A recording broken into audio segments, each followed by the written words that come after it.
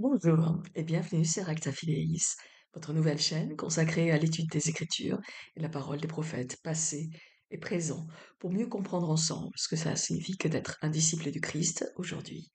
Je vous invite à me rejoindre tous les 15 jours pour 30 minutes et un ou plusieurs principes tirés des Écritures. Et cette première saison est consacrée au Doctrine Alliance en accompagnement du programme Viens et suis-moi. Je vous invite à tourner les notifications, à laisser un commentaire et à liker. Voilà. Voilà, c'est parti. Acta Fideis, saison 1, épisode 16.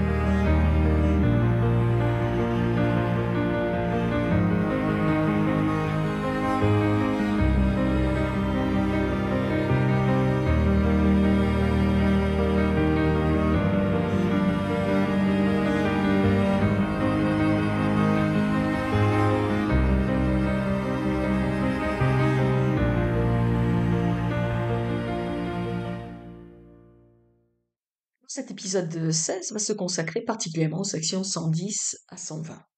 Notre histoire commence au lendemain de la consécration du temple de Kirtland, en août 1836, et va couvrir environ 2 ans jusqu'en juillet 1838. Euh, Ces 2 années sont 2 années tumultueuses pour l'Église. L'Église doit faire face à une crise financière extrêmement importante. La banque, qui a été organisée par la première présidence et le Collège des 12, eh bien, ne peut pas rembourser l'argent qui lui a été prêté, particulièrement pour la construction du temple de Kirtland, ce qui va amener bien sûr bien des pertes financières. Les membres vont perdre l'argent, tout simplement, hein, qu'ils ont confié à cette banque. Cela va mener à des conflits au sein de l'Église, au sein même de la première présidence et du collège. Plusieurs apôtres vont quitter l'Église et vont s'opposer en fait à Joseph.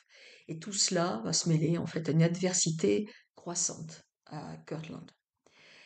Donc Joseph, accompagné de Sidney Rigdon, Hiram Smith, son frère, donc et Oliver Cowdery, se rendent à Salem pour examiner la possibilité en fait de se procurer une grosse somme d'argent, ce qui pourrait régler en fait le problème d'argent que qu'à l'Église doit faire face. Et finalement, après avoir traité plusieurs affaires de l'Église, prêché un peu, eh bien, il est évident qu'il n'y aura pas d'argent. Et ils retournent tous à Kirtland.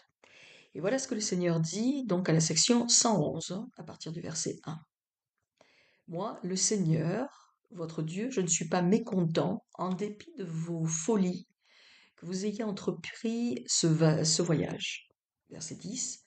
Car il y a plus d'un trésor pour vous dans cette ville. C'est pourquoi soyez aussi sages que des serpents, tout en étant sans péché. Et j'ordonnerai tout pour votre bien aussi vite que vous êtes capable de le recevoir. Je ne suis pas mécontent en dépit de vos folies.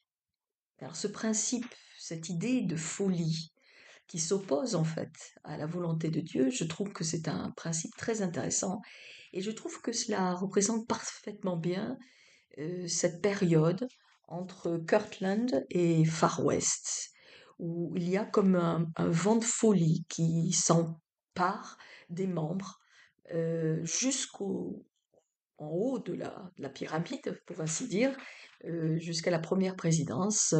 Il y a un désordre, il y a beaucoup de bruit, il y a beaucoup d'agitation, beaucoup d'opposition aussi, une sorte de folie comme ça, un désordre, un contre-ordre contre l'Évangile qui s'empare de l'Église.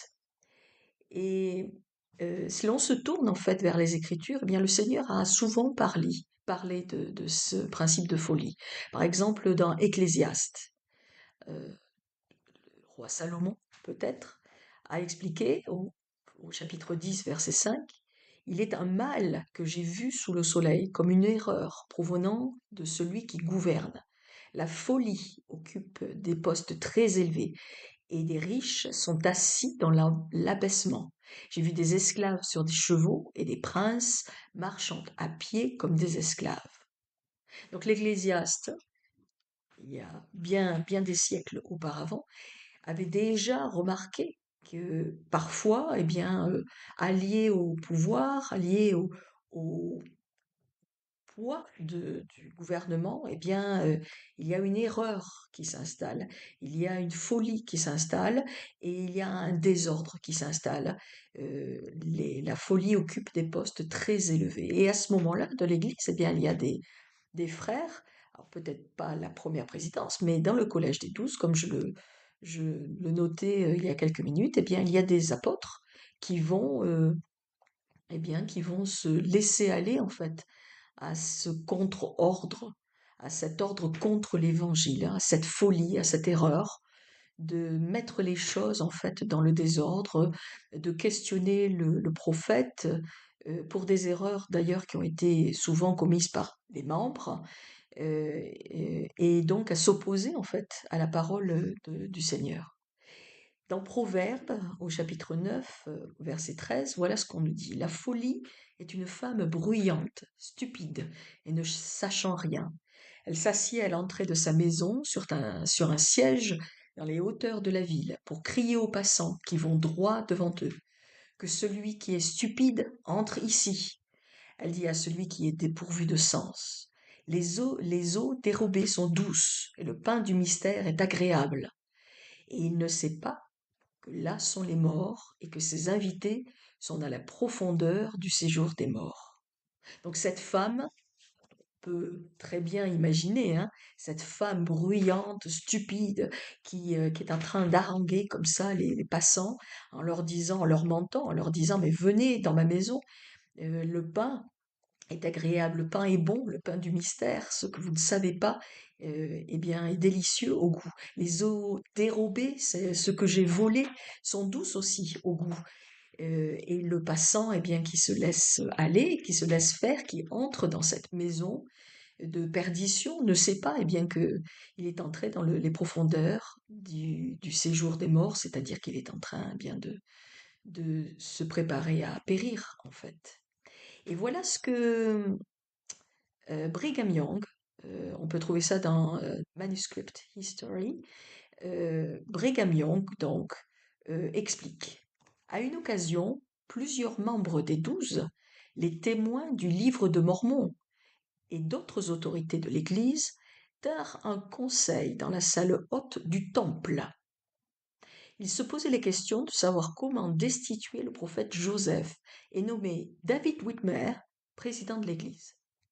Joseph Smith, père, Heber C. Kimball et d'autres s'opposaient à ces mesures. Je me levai et leur dis de manière simple et vigoureuse que Joseph était un prophète, que je le savais, et qu'il pouvait se répandre en injures et en calomnies contre lui tant qu'il voulait, il ne pouvait pas détruire l'appel du prophète de Dieu. Il ne pouvait que détruire leur propre autorité, couper le lien qui les liait au prophète et à Dieu, et sombrer en enfer. Beaucoup furent furieux à cause de mon opposition ferme à leurs mesures, et Jacob Bump, un vieux boxeur, vous explique Brigham Young, était tellement exaspéré qu'il ne pouvait rester en place. Certains frères, qui étaient près de lui, mirent les mains sur lui et lui demandèrent de se calmer. Mais il se tordait les bras et le corps, disant: Comment puis-je me retenir de frapper cet homme? Brigham Young. Je lui dis qu'il pouvait le faire s'il pensait que cela le soulagerait. Alors, entre parenthèses, considérant la stature de Brigham Young, il n'y avait pas grand-chose à risquer. Cette réunion prit fin sans que les apostats puissent s'entendre sur des mesures d'opposition claires. Ce fut une crise où la terre et l'enfer semblaient se liguer pour renverser le prophète et l'Église de Dieu. Beaucoup d'hommes, les plus forts de l'Église, vacillèrent. Au cours de ce siège des ténèbres, je restai fidèle à Joseph, et avec toute la sagesse et le pouvoir que Dieu m'avait accordé, je déployai toute mon énergie à soutenir le serviteur de Dieu et à unir les collèges de l'Église. Alors on peut imaginer eh bien, que ces membres qui sont atteints de folie destructrice, puisqu'ils sont en train de vouloir destituer Joseph et mettre à sa place David Whitmer, un des, un des témoins du livre de Mormon, tout simplement, de manière autoritaire, comme ça, se retrouvent et parlent de cette destitution dans la salle haute du temple de Kirtland. Le temple qu'ils viennent de consacrer il y a quelques semaines, quelques mois, euh, à la gloire de Dieu mené par le prophète de Dieu, Joseph lui-même.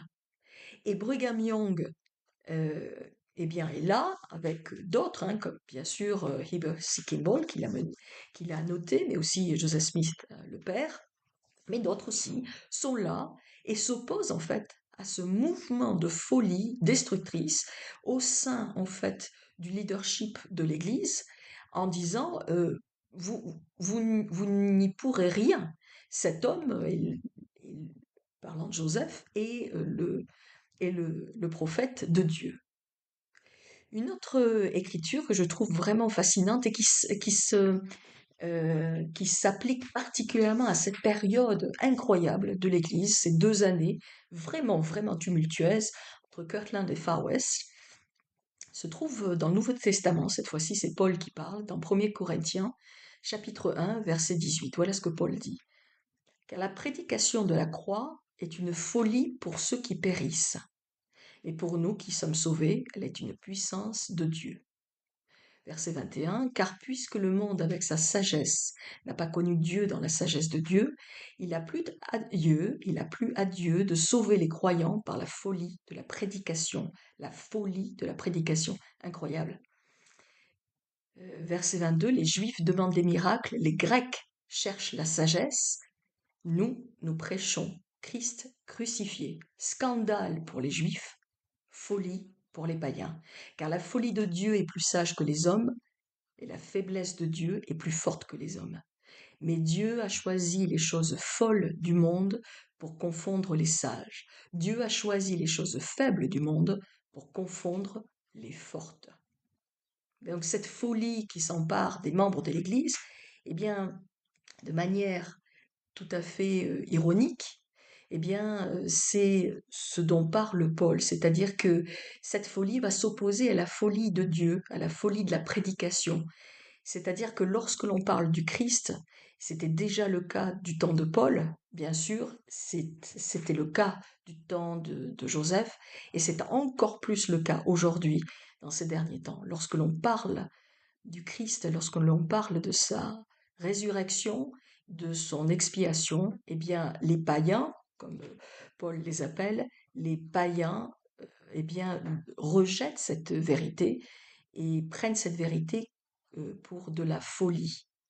Et je trouve que c'est une expression incroyable que Paul utilise, que prêcher le Christ crucifié, c'est un scandale pour les Juifs, bien sûr, puisqu'ils rejettent le Christ en tant que Messie, mais que c'est une folie pour les païens, que réellement, les païens, les non-croyants, eh bien, écoutent notre témoignage du Christ et considèrent que nous sommes ceux qui n'avons pas toute notre capacité de penser, que nous sommes ceux qui ont perdu en fait le sens de la réalité. Je trouve que c'est tellement applicable à ce qui se passe en 1836, 37, 38 à Kirtland et à Far West et ce qui se passe aujourd'hui en fait dans ce monde d'aujourd'hui.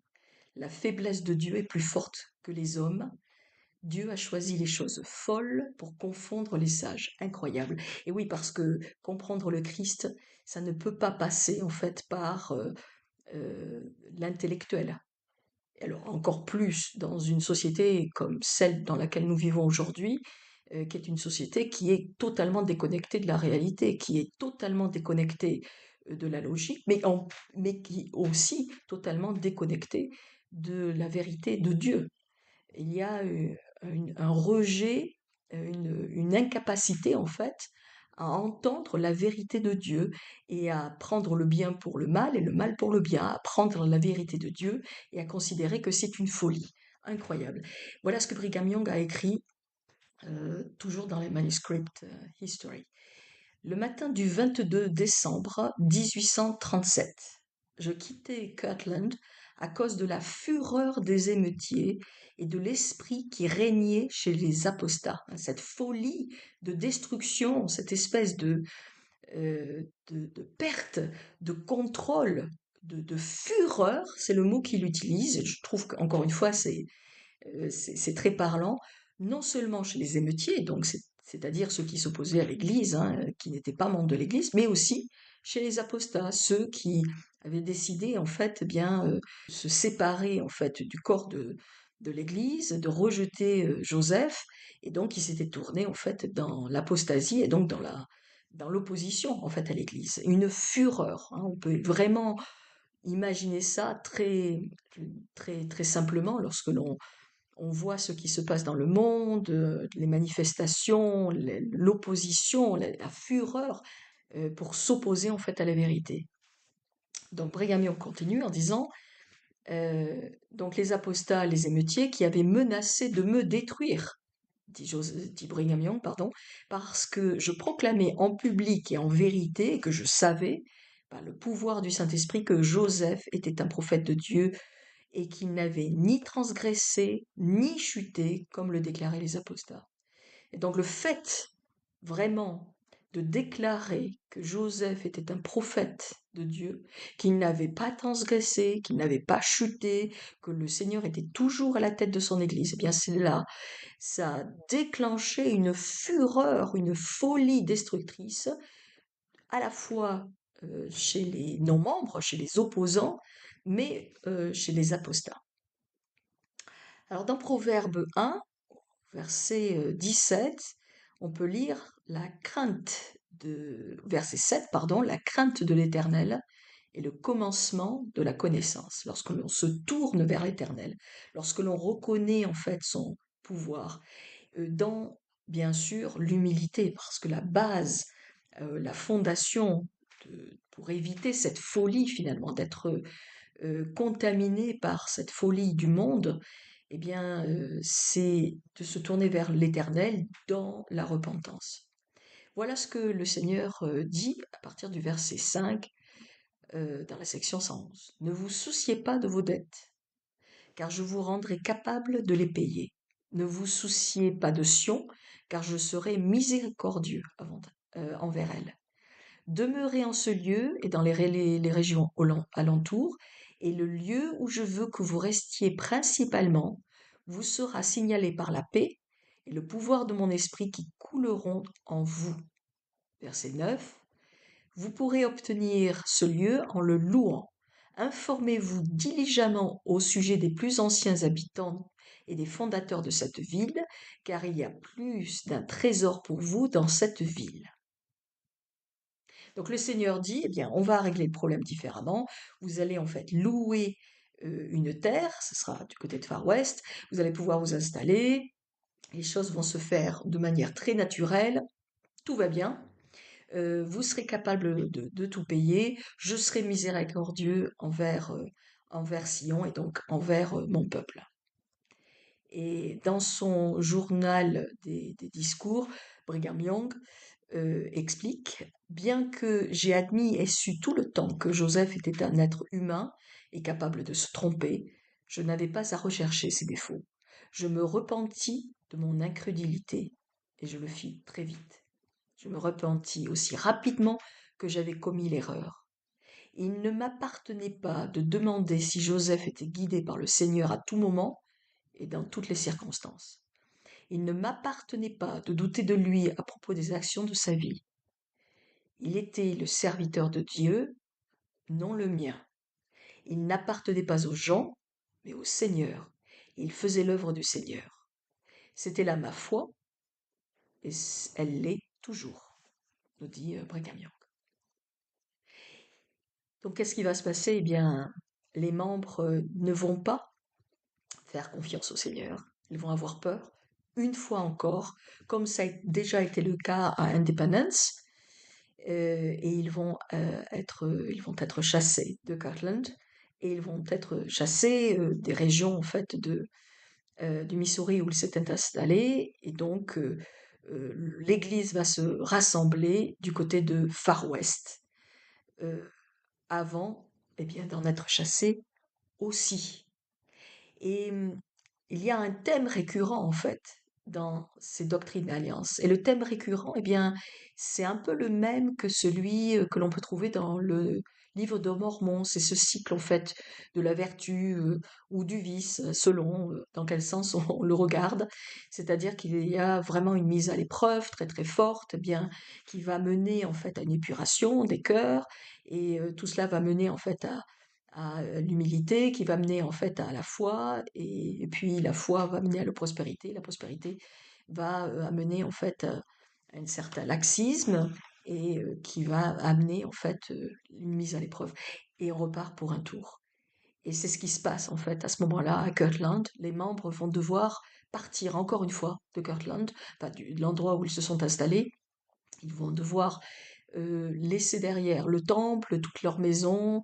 Comme je le disais, la plupart vont perdre tous leurs biens financiers, hein, et ils vont devoir parcourir ces 1800 kilomètres jusqu'à Far West pour s'installer en fait encore une fois dans un endroit, reconstruire encore une fois. C'est la deuxième, troisième, quatrième fois pour certains d'entre eux. Et ça n'est pas la dernière.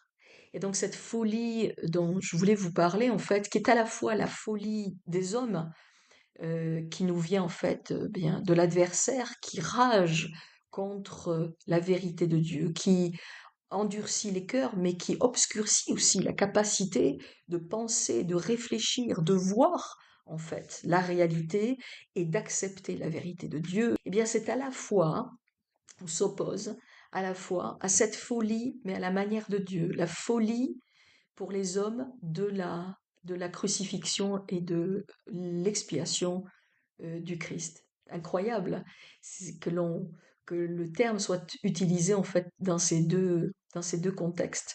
Et réellement, eh bien, Brigham Young nous explique à ce moment-là ce vent de folie qui s'empare des membres et du Collège des 12 particulièrement. Eh bien, ce vent de folie va eh bien, à, disons, une cible, et c'est Joseph. Il y a vraiment un mouvement de membres qui se liguent contre le prophète de Dieu, et pour le destituer, pour mettre quelqu'un d'autre, plus malléable, disons, à sa place. Et Brigham Young est là, avec d'autres membres de l'Église, il est là, il tient bon, avec sa stature physique extraordinaire et sa stature morale extraordinaire, ce géant qui est là et qui dit non, non, non, Joseph est imparfait, il fait des erreurs, mais c'est le prophète de Dieu. Moi, Brigham, eh bien, je ne suis pas là pour questionner son appel, parce qu'il n'est pas mon serviteur, il est le serviteur de Dieu. Extraordinaire, extraordinaire. Alors, pour le deuxième principe, nous allons nous tourner vers la section 115. À partir de ce moment-là, la plupart des membres de l'Église partent de Kirtland et vont s'installer en fait dans le Missouri. Ils rejoignent les membres qui étaient dans la deuxième communauté, hein, du côté d'Independence, et qui avaient déjà été chassés d'Independence et qui s'étaient installés donc dans la campagne, disons. Et donc la plupart des membres vont les rejoindre. Certains vont rester un petit peu en arrière à Kirtland pour quelques mois, mais ça va se passer de manière très très rapide. Et depuis la section 107, donc depuis déjà quelques années, eh bien on sait que cette partie de Far West, du Missouri, donc ce comté du Far West, pardon, a une importance particulière pour les membres de l'Église, mais pour l'humanité tout entière, puisque le site se trouve près de Adam ou Diaman, c'est-à-dire l'endroit où Adam eh bien, va revenir, l'Ancien va revenir avec le Christ, donc pour lancer le millénium. Donc c'est un site de grande importance. Vous avez Independence, vous avez donc la Sion, et puis vous avez Adam Oediaman. Alors on va se tourner vers la section 117 et à partir du verset 5, voilà ce que le Seigneur dit. Que les propriétés de Kirtland soient liquidées pour les dettes, dit le Seigneur. Laissez-les aller, dit le Seigneur, et que ce qui reste demeure entre vos mains, dit le Seigneur. Verset 8. N'y a-t-il pas suffisamment de place sur les montagnes d'Adam au Diaman et dans les plaines d'Olaha, Shinéa, le pays où Adam demeura, pour que vous convoitiez ce qui n'est que la goutte et négligiez ce qu'il y a de plus important. Verset 9. C'est pourquoi venez ici au pays de mon peuple, c'est-à-dire Sion. Négligez ce qu'il y a de plus important. Et ce verset, cette section 117 et plusieurs sections qui vont suivre, eh bien, se concentrent en fait sur ce principe de ce qui importe le plus. Le Seigneur est en train de commander, à ce moment-là, de commander aux membres qui sont restés en arrière, qui sont restés encore à Kirtland parce qu'ils ne voulaient pas partir de Kirtland, parce qu'ils avaient une entreprise, parce qu'ils avaient une grande maison, parce qu'ils avaient une position en fait dans la communauté. Eh bien, le Seigneur est en train de leur commander de partir, de tout laisser derrière pour partir et acquérir ce qu'il y a de plus important. Alors, qu'est-ce que c'est que ce plus important? Qu'est-ce qui importe le plus finalement? Qu'est-ce qui importait le plus à ces membres qui devaient quitter encore une fois leur vie derrière et partir dans l'inconnu comme ça, de plus en plus dans l'ouest finalement, tout à côté du territoire indien, de tout recommencer encore une fois pour obtenir quelque chose de plus important, de plus grand. À partir du verset 11, donc toujours dans cette section 117, voilà ce que le Seigneur dit. Il s'adresse au frère Whitney, donc qui devait rester, enfin qui voulait rester à Gotland. Donc frère Whitney, vienne au pays d'Adam ou d'Yaman et soit un évêque pour mon peuple, dit le Seigneur. Non pas de nom, mais de fait, dit le Seigneur. Ça, c'est une expression incroyable. Ce qui importe le plus, peut-être, eh bien, ce n'est pas d'avoir le nom, d'avoir le titre, d'avoir la responsabilité, d'avoir la position, mais dans le fait de représenter le Christ, représenter le Seigneur et de le servir en fait dans son Église, d'être un évêque de fait, pas un évêque de nom. Et ça peut s'appliquer bien sûr à toutes les positions, à tous les appels que l'on peut avoir dans l'Église, de missionnaire jusqu'à prophète. Ça n'est pas un appel de nom, c'est un appel de fait. Peut-être que c'est cela qui importe le plus. Et c'est pour ça que le Seigneur demande à Frère Whitney et à sa famille, bien sûr, de quitter Scotland, le confort qu'ils ont là, et de partir dans l'inconnu à Far West. C'est parce que Frère Whitney va devenir évêque. À partir du verset 13, cette fois-ci, c'est à Frère Granger que le Seigneur s'adresse. C'est pourquoi qu'ils combattent avec ardeur pour la rédemption de la première présidence de mon Église, dit le Seigneur. Et lorsqu'il tombera, il se relèvera, car son sacrifice sera plus sacré pour moi que son accroissement, dit le Seigneur. Et oui, frère Granger va recevoir la tâche difficile, un autre sacrifice finalement, différent de celui de frère Whitney et de sa famille. Le frère Granger eh bien, va devoir essayer de débloquer la situation financière de l'Église.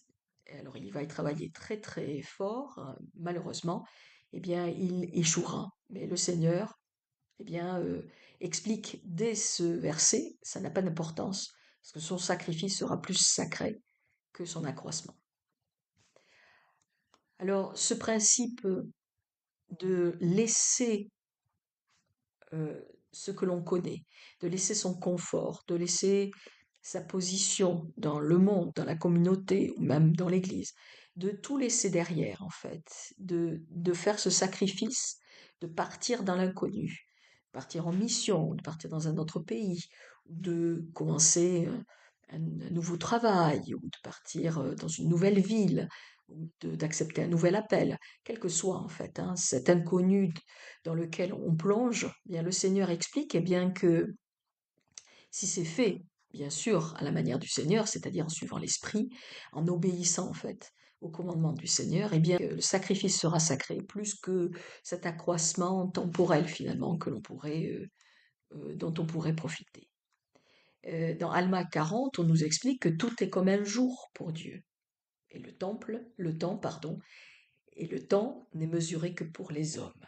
Et oui, parce que ce qui est en train de se passer à ce moment-là, entre Kirtland et Far West, ces folies, hein, ce vent de folie, mais aussi ces faiblesses aussi, ce manque d'unité, ce doute et cette peur particulièrement de laisser tout ce que l'on connaît, tout ce que l'on a construit, tout cela en fait, eh bien, va bénéficier au peuple de Dieu. Et si l'on regarde en fait la carte comme ça de la construction de l'Église, on voit que l'on va de plus en plus vers l'ouest, comme je le disais, et puis ben, après Far West, il va y avoir Nauvoo, et après Nauvoo, eh bien, on partira hop, vers Salt Lake. Et donc il y a comme cela des étapes, des époques de préparation en fait et que à chaque époque, eh bien, le Seigneur demande à ses membres d'être dans l'unité, d'être dans la construction, d'être dans le travail, d'accepter les commandements et de réellement grandir, en fait, pour se préparer à construire Salt Lake. Et de notre point de vue à nous, 200 ans plus tard, euh, je pense que c'est très sain que l'on considère déjà les difficultés par lesquelles ils sont passés, et puis que l'on considère aussi ce qui a fait tomber beaucoup de membres, hein, que ce soit une voie d'avertissement pour chacun de nous, mais aussi qu'il y ait de la reconnaissance dans notre cœur, parce que ce qu'ils ont construit, eh bien, nous en bénéficions aujourd'hui encore. Euh, En avril 2023, alors quelques mois avant son décès, Elder Ballard, donc dans son discours de conférence, a expliqué ce qui suit. Ce qui importe le plus est ce qui dure le plus longtemps. C'est vraiment une leçon extraordinaire, la leçon d'une vie en fait. Alors, de Barbara, la sœur Ballard, puisque c'est elle en fait qui l'enseignait à ses enfants, mais c'est peut-être aussi une leçon qu'Elder Ballard, l'apôtre, a prise et a voulu en fait partager avec nous, encore une fois, quelques mois avant avant son décès. Ce qui importe le plus et ce qui dure le plus longtemps. Et si l'on regarde en fait ce qu'il y a dans notre vie, eh bien, qu'est-ce qui importe le plus? Qu'est-ce qui va durer le plus longtemps? Alors bien sûr, la première, euh, la première pensée serait eh bien, de parler de notre relation avec le Christ, comme Elde Ballard le fait, euh, des relations aussi dans notre famille ou avec certains amis, certainement aussi. Qu'est-ce qui importe le plus dans votre vie? Qu'est-ce qui importait le plus en fait pour frère Whitney? Est-ce que c'était ce qu'il avait construit à Kirtland ou est-ce que c'était euh, sa mission à Far West de devenir ce nouvel évêque en fait et de construire Sion un peu plus dans le Missouri? Qu'est-ce qui était le plus important pour frère Granger? Est-ce que c'était de partir à Far West, de s'installer là avec sa famille, ou est-ce que c'était au contraire, lui, de rester en arrière à Kirtland et d'essayer de régler en fait ses problèmes financiers du mieux qu'il pouvait? Qu'est-ce qui était le plus important? C'était d'être avec le prophète à Far West, ou est-ce que c'était eh bien d'être en arrière et d'essayer de régler le problème parce que ça, le Seigneur lui avait demandé? Qu'est-ce qui était le plus important pour lui? Qu'est-ce qui avait le plus d'importance dans l'éternité aussi? Euh, Brigham Young, encore une fois, que j'aime beaucoup, a expliqué en fait, on lui demandait en gros quelle était la raison en fait qui faisait voilà, qu'il avait eu tellement de succès, qu'il était tellement connu, etc. Et voilà ce qu'il a répondu de manière très simple, il a dit, j'ai Sion à l'esprit constamment. Donc cette vision en fait que ce qui importe le plus, c'est de construire Sion. Et que tout n'est là que dans le but de construire Sion et donc de préparer la seconde venue. Je voulais terminer en fait cette partie avec une vidéo qui a été faite avec un extrait de conférence générale, c'est le président Uchtdorf, et eh bien il nous parle de ce qui importe le plus. Une nuit sombre de décembre, un avion s'est écrasé en Floride. Plus de 100 personnes ont été tuées. Il ne s'était éloigné que de 32 km d'une zone de sécurité. Après l'accident, les enquêteurs ont cherché à en trouver la cause. Le train d'atterrissage était en fait bien descendu. L'avion était en parfait état mécanique. Tout fonctionnait parfaitement bien. Tout à l'exception d'une seule ampoule grillée. Cette ampoule minuscule, qui ne valait pas plus de 20 centimes, a été ce qui a enclenché une série d'événements qui allaient finalement causer la mort tragique de plus de 100 personnes. Bien sûr, ce n'est pas l'ampoule défectueuse qui a causé l'accident. Il est arrivé parce que l'équipage s'est concentré sur quelque chose qui semblait important à ce moment-là, perdant ainsi de vue ce qui était le plus important.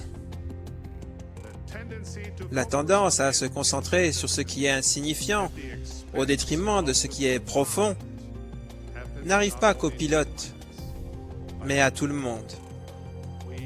Nous sommes tous menacés. Vos pensées et votre cœur vont-ils vers les choses éphémères et passagères qui ne sont importantes que sur le moment, ou bien vers les choses les plus importantes? Alors le plus important, notre relation avec Dieu, bien sûr. Ça c'est le président Ballard qui nous expliquait cela. Ce qui dure le plus longtemps, notre relation, notre affiliation avec Dieu. Il est notre Père. C'est ce qui va endurer et c'est ce qui doit durer le plus longtemps. Et c'est ce qui a le plus d'importance dans notre vie. Et puis notre relation au Christ, notre engagement dans l'Église et bien sûr nos relations familiales et amicales. Tout cela, c'est ce qui importe le plus dans notre vie. Mais le président Uchtdorf explique eh bien, que ce sont aussi les petits choix de notre vie, de tous les jours, un par un, qui déterminent notre course et qui déterminent ce que l'on devient finalement. Un choix à la fois. Donc je voulais terminer là-dessus en fait. Un peu comme avec ce principe de folie, c'est un concept assez complexe justement. Que ce qui importe, c'est à la fois ce qui est très grand, c'est-à-dire notre relation à l'éternité, notre relation à Dieu, qui vient en premier. Dieu a le premier rôle, doit avoir le premier rôle. Et, euh, et puis en même temps, ce qui importe le plus, eh bien, c'est ce que je fais maintenant, cette petite chose. Parce que cette petite chose-là, eh bien, détermine ma course et détermine ce que je deviens et détermine aussi la qualité, l'accroissement de ma relation avec le Christ.